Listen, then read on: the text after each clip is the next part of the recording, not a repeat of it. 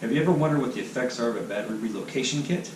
Well, stick around to find out. So what we're going to do is we're going to find out the location of the CG in the car. Got a couple of different scenarios, one with the battery position in the front, and another situation where it's actually in the back. So we can do that pretty easily. So I don't know if you've taken high school physics or statics in college, you'll probably recognize these equations. Essentially, some of the forces vertically in the y direction. Here's a coordinate system. It's going to equal 0 because we don't have any accelerations present. And you can sum moments about a point anywhere on the car, and that's going to equal 0. That's because there's no torques or any angular accelerations. So basically the resulting equation is the weight equals the reaction force at A and B, so RA and RB. I think that's pretty obvious. If you go to weigh your vehicle, they're going to give you two weights. One is the weight in the rear of the vehicle, the other is the weight in the front, and common sense, pretty straightforward. You just add those two together, you get the total weight of the car. The other thing, so this equation here, the moment equation, basically allows you to calculate the position of the center of gravity relative to the center of the rear wheel. So that's DG, and we're going to be calculating that. So our measurements, we're going to go to the weight station, and we're going to measure RB, we're going to measure RA and RB. That'll give us the total weight. That'll be used in the GG equation, so you want to measure DAB also, so that's the distance between the two wheels, the center of the two wheels, the front and the back wheels. And then we can calculate DG. And then we're going to do two things here. We're going to calculate the new position of the center of gravity, and we're going to calculate the old.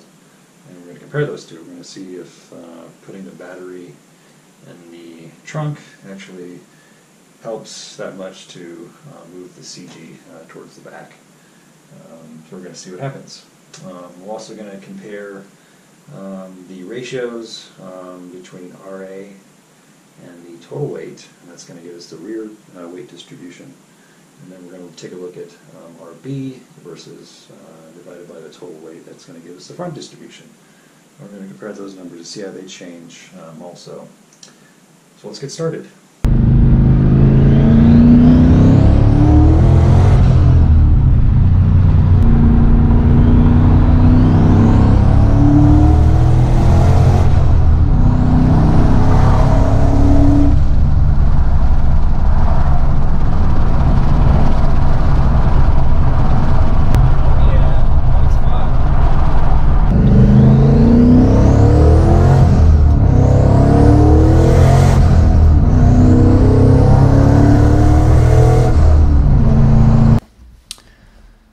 Okay, that was my pathetic attempt to reel you in, to make you want to watch this video.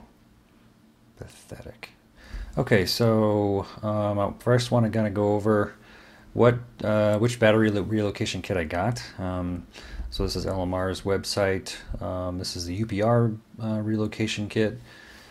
It's pretty decent. You get a nice aluminum box. Now it comes with these grommets. And this tube to vent the gases from the battery, but the box itself is not sealed, so there is no point in providing and really even using this tube. I mean, I went ahead and used it, but because the box is not sealed, I mean, gas can get out these areas here, these holes. So it's kind of a gimmick that they're giving you this vent tube when the whole box is venting into your trunk anyway. So. What I did was I actually went out and I sealed these holes with RTV just to provide better sealing. But anyway, so the kit was pretty easy to install.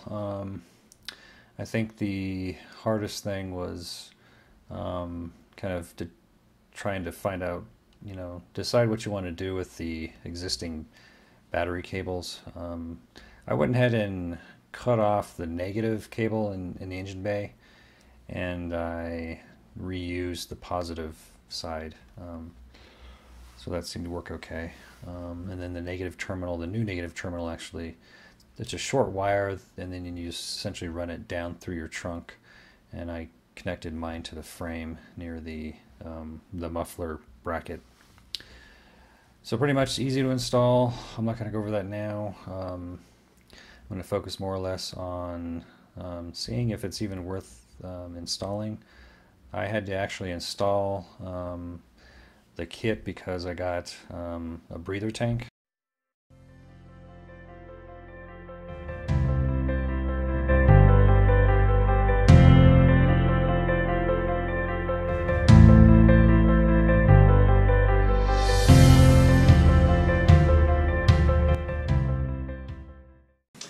Okay, so we actually have some interesting results here. So here's the data, here's the measurements. DAB, which is the distance between the front and rear wheels, that came out to be about 107.25 for my car. I have an '08 Mustang GT. The old forces, RA and RB, at the front, at the rear we have 1680 pounds. And at B we have 2120 pounds, total weight was 3800. And then if we compare, so this is with the battery located in front. This data, the new is with the battery located in the trunk, and we have, if we compare RA old and RA new, we now have more weight in the back by 40 pounds, and we have less weight in front by 40 pounds. And actually what's nice is the total weights didn't change. This probably has to do with the precision of the scales. I went to a kind of a truck scales, and these are really used for kind of big rigs. So I think the precision, I think, is 10 pounds. So there's a little bit of error here, but I think it's pretty accurate for the most part. So we look at the position of center of gravity. We noticed that the old position of center of gravity was 59.8 inches relative to the rear wheel. And by putting the battery in the back, we've actually pulled back the center of gravity more towards the rear wheel by 1.1 inches. So that's actually more than I was expecting. The other thing, the weight distribution, this is front and rear. The old was 55.8, 44.2. And the new, we've actually reduced it by about 1%. So let's drop down to 54.7 compared to 45.3. So now we have more weight in the back by about 1%. Now, so my car, I actually have a cast iron block in the front that adds about 75 more pounds, and that's why the front is higher than probably what a stock Mustang would have. If you have an aluminum block, you're going to have more weight in the back. So anyway, the results are actually interesting. So I think this is a pretty easy process to go through if you want to see what you can expect for a battery relocation kit. So I guess it is true. Battery relocation kit can actually definitely improve how much weight you have over the rear wheels. So in my case, it increased by 40 pounds,